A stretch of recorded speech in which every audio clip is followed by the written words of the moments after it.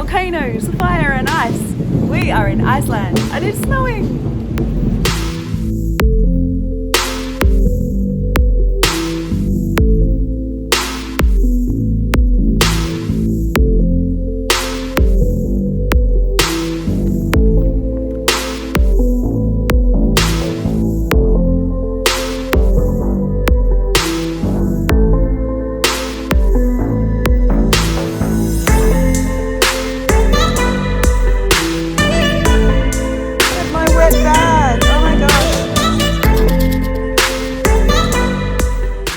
Pleasant 0 degrees in Iceland today and I can't feel my feet.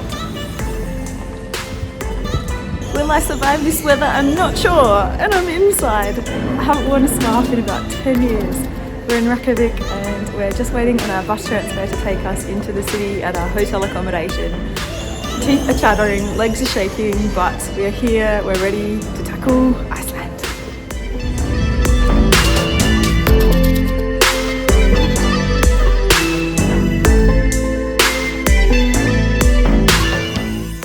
Arrived at our hotel now and we've got 7 days here in Iceland.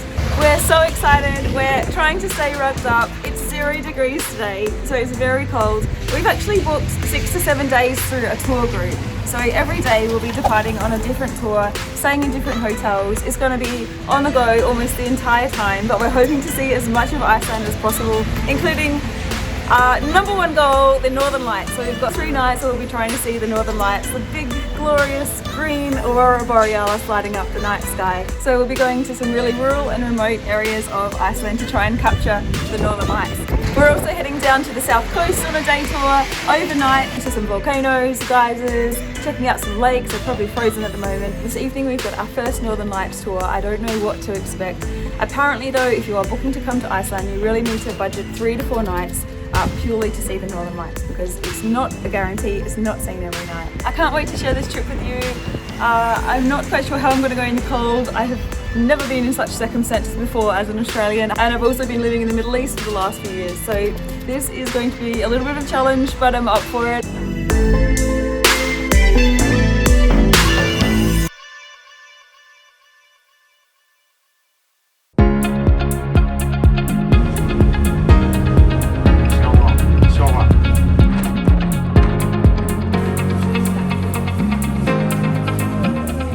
We've driven now to the eastern tip of Iceland and we're right by 2 lighthouses. And the reality of this part of the experience is that we're all stuck indoors in a restaurant waiting for the Northern Lights to start. So we're currently waiting for a guide to come back into the restaurant room where we are shielded from the incredibly sharp, harsh gale force winds outside, and he's going to tell us when the Aurora Borealis is in full swing. So hopefully we get the opportunity. He said that there's a slight green tinge out there at the moment, so we're hoping for some good news soon.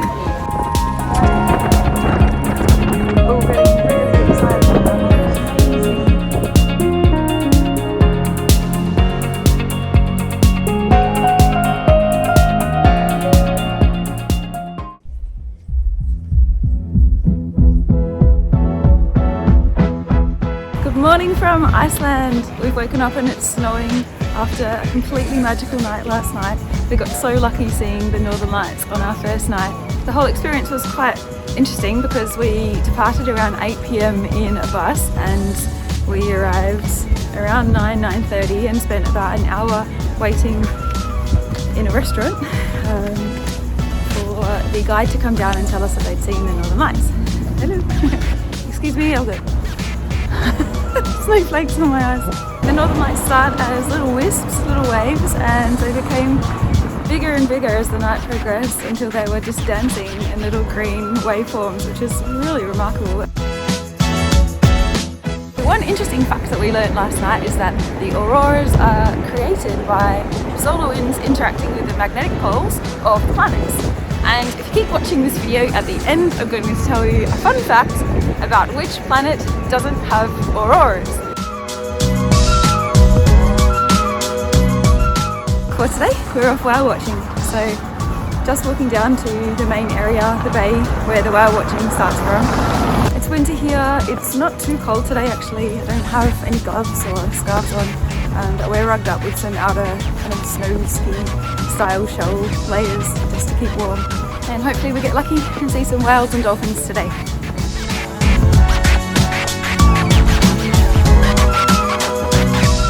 Get ready to board the Andrea with our meclizine anti-nausea tablets, so wish us luck. It's rough seas up to 2.5 meters. Here we go, whale watching in Reykjavik. What could possibly go wrong?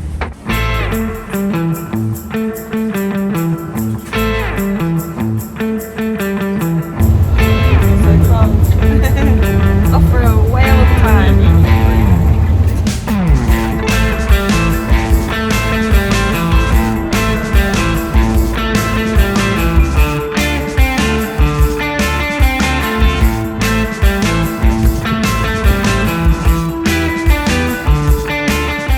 Reporting back on our whale watching adventure, we had 3 to 4 hours out on the Atlantic Ocean. We saw around 3 or 4 humpback whales, the dorsal fin breaching the water, a few relatives of the puffin family, and that was about it. So 3 to 4 hours out on the ocean in blistering cold, very windy.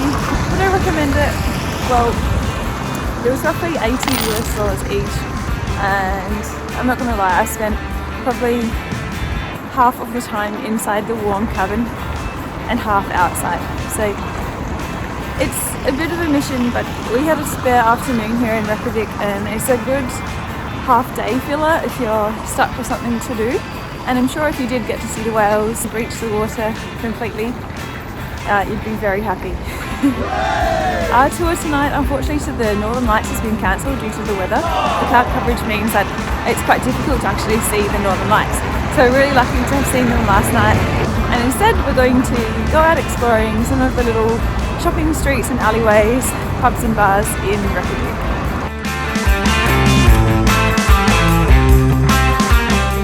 One thing you will have to be aware of in Iceland is that there is lots of ice, which might sound a little bit stupid to say. However, things turn into ice. So on our boat whale watching tour, we had a bottle of water, which after being on the decking for too long, turned into ice.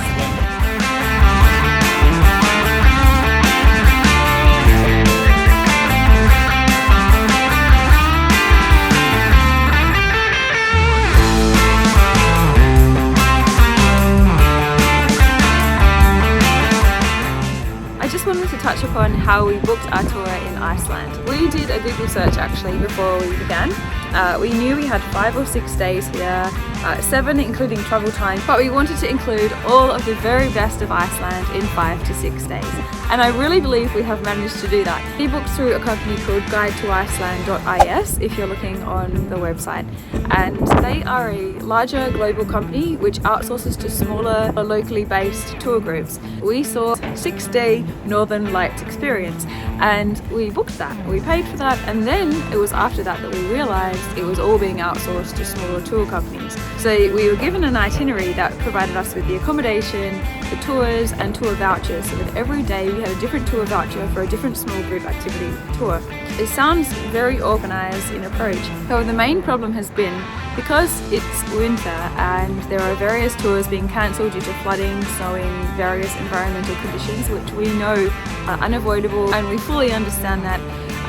But the problem has come when we have then tried to receive refunds or reschedule or change those trips into various other itineraries. We don't have a contact person to deal with through the guide-to-iceland.is website. It's a constant change in staff. There's not actually anyone signing off by name on the emails anyway, so it's a generic email. It's not answered very frequently that we've experienced.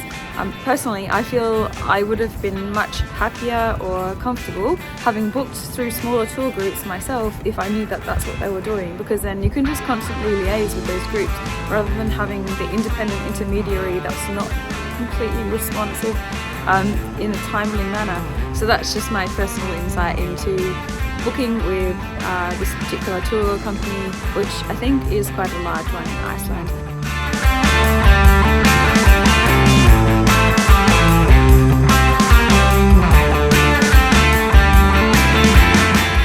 Good morning from snowy Iceland. Today we are off on the famous Golden Circle route.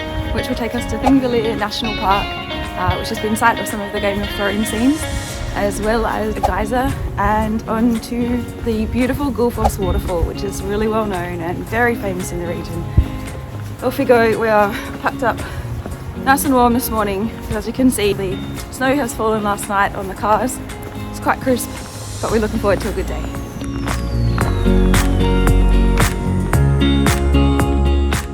So it's 8:30 and we're at the bus stop. Each tour or day trip that we go on, we are required to meet at a certain bus stop. There's very few pickups from hotels, so we've made our way to stop number 14, which is covered in ice, but you can still see the numbers. It's a very cold day today. You can see the ice beneath me. Very fun to walk on. I'm not going to slip on this. I slipped all over the black ice yesterday. So a fun day in white powdery snow. For Amanda? Yeah, sure.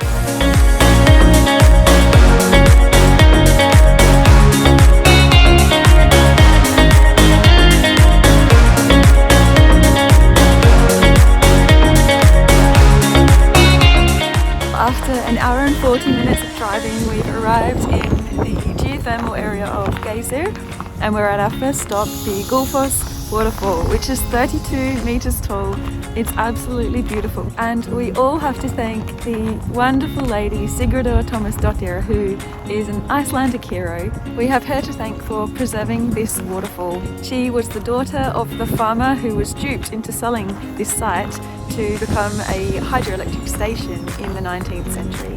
But she travelled 240 kilometres to Reykjavik many times to visit with her lawyer, and they both saved this waterfall from becoming a hydroelectric station. Another interesting fact is that her lawyer went on to become the first president of Iceland. So we are so excited to come and check out this place that's been so beautifully preserved for us tourists.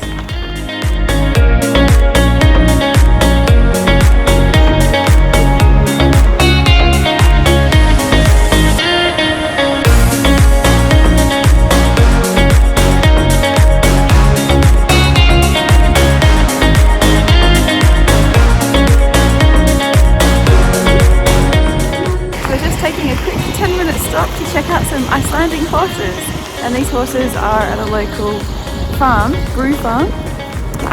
Very woolen. They look much more warm than I am right now. Huge.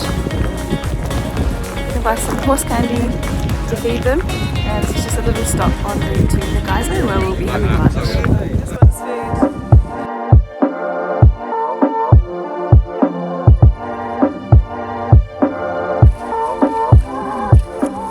We're now at the Geyser Centre. We'll be having our lunch and then heading across the road to have a look at some of these steaming geysers.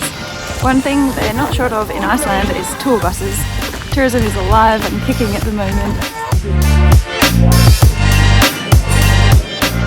We just enjoyed a delicious lamb shank at the Geyser restaurant, which is like being back at school in a massive canteen school hall. It's just crazy and people are everywhere. But they do offer a great selection with hot food, salads, pastas, and of course fish and lamb, which are the two major food produce here in Iceland. We're now heading across the road to check out the geysers though, which is the main reason for being here. There is a really big one called the Great Geyser, and that shoots up to 70 meters, but it can be up to 2 years between bursts of activity. So we are going to Strokkur, which is a slightly smaller geyser, reaching 20 to 40 meters height, and it goes off every 6 to 7 minutes. And this geothermal area is incredible. There's just smoke pouring out of the ground, just looking around here, and certainly got a lot of interest with many tour buses rocking out. Everyone is poised with their cameras ready to have a photo or a selfie as the geyser bursts.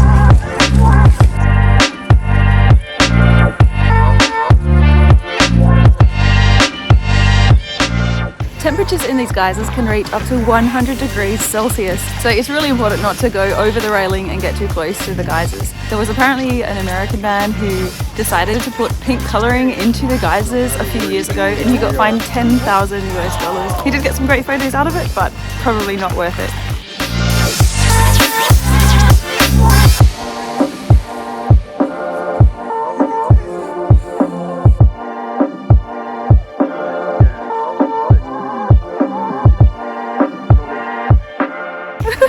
That was amazing. amazing.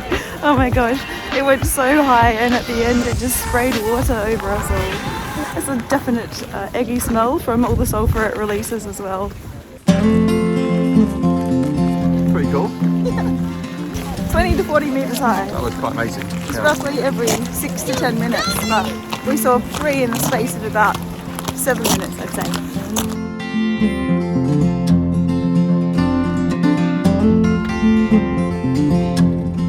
We've stopped at a lovely little dairy on the side of the road for fresh ice cream. Quite slippery on this ground here. We found a little friend. Hello.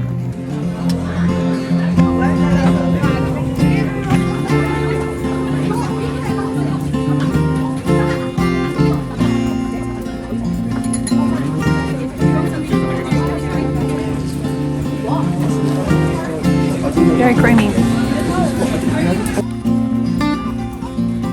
When I read the itinerary, I thought this would be a cute little stop, but it is packed and jammed with people who've come on the various bus trips on the Golden Circle.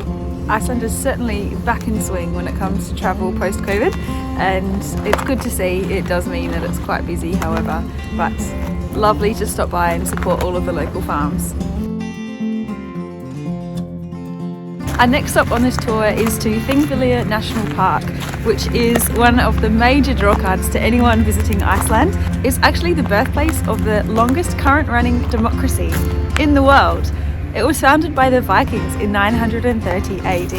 Thingvellir National Park is a place that is sacred for being a site of many important events. It's the site where they declared independence from Denmark, where they converted to Christianity as the main religion, and where the first president was elected. And in folklore, it has been the site of many battles and duels, as well as some witch trials. It bears great historical significance, and we're on our way next. Let's go.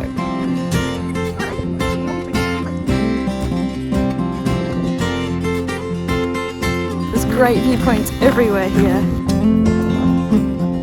This amazing area is the site of 2 different tectonic plates in the Earth. We are currently on the North American plate and we'll be walking across to the Eurasian plate. That is, if I can get there, because the ground is so slippery.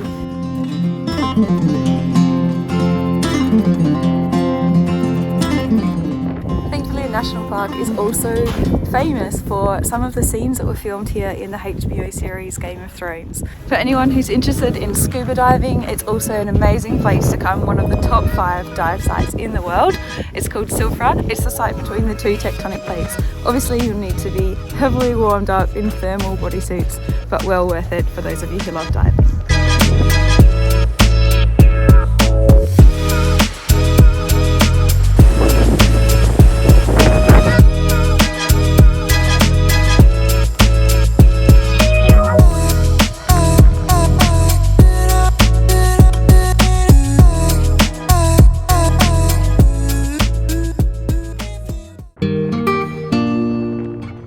Now we have the multi-million-dollar question. Which planet does not have an aurora? Mercury. Yes. Why? Because Mercury doesn't have any atmosphere. Simple. Heard it here first. Mercury does not have an aurora.